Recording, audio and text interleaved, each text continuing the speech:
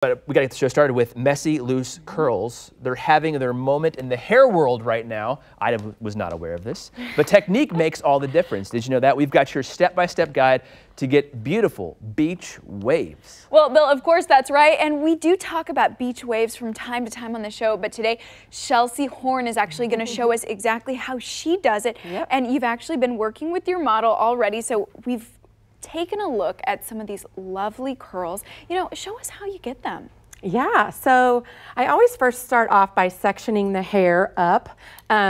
Usually, you can see I've kind of half curled her hair so far, Okay. but I always section it up first, and so I can have less hair to deal with and to curl. And so I curl the nape of the neck first, and then I kind of work my way up. And so I'm just going to kind of show you today how to curl I've kind of left out this side of the hair so I can show you how to curl. So Shelsea, I would like to say one thing, right? Yeah. So busy working women, sometimes we do not have time to section off our hair. You know, why is that Yeah. so important to go ahead and clip some of it up while we're working?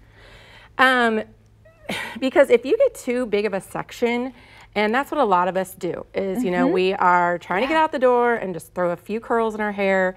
And really it's important to section it off, because otherwise, one, you can damage your hair if you take too big of a section. You're just trying to get that huge section nice and hot. So if you take smaller sections, then it's going to be less damaging and your curls are going to stay longer. So when you say it could be damaging, does that mean you could actually like pull some of them out? Well, it's just going to break easier. Okay. Yeah, so especially around the face where our hair is just more fragile and finer, you know, you'll just notice more breakage there. So you just really want to make sure you just be careful.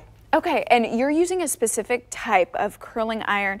You know, first of all, how wide is that? Because that is a commonly asked question by all the ladies. You know, what size of curling iron are you using? Yeah, so this is, my go-to is a 1 1/4 inch curling iron. Okay. I personally use this on almost all of my clients because it just gives it that looser, beachier vibe, but also not too loose that the curls fall out really easily.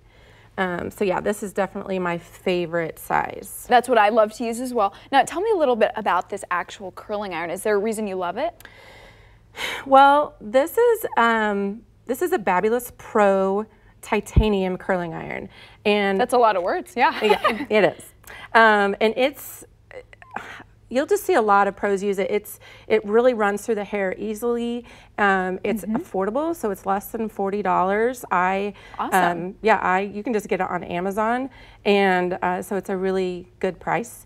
But they're not paying me to say it, so it's just my favorite go-to curling iron. Okay, and then we're kind of seeing you work in subsections and curling just little pieces. You know, how much actual hair do you put? So I would say a good rule of thumb is to stick to the size of the curling iron, the section size. The subsection size is about the size of the curling iron. If you go bigger, it's going to be looser. If you go smaller, it's going to be tighter.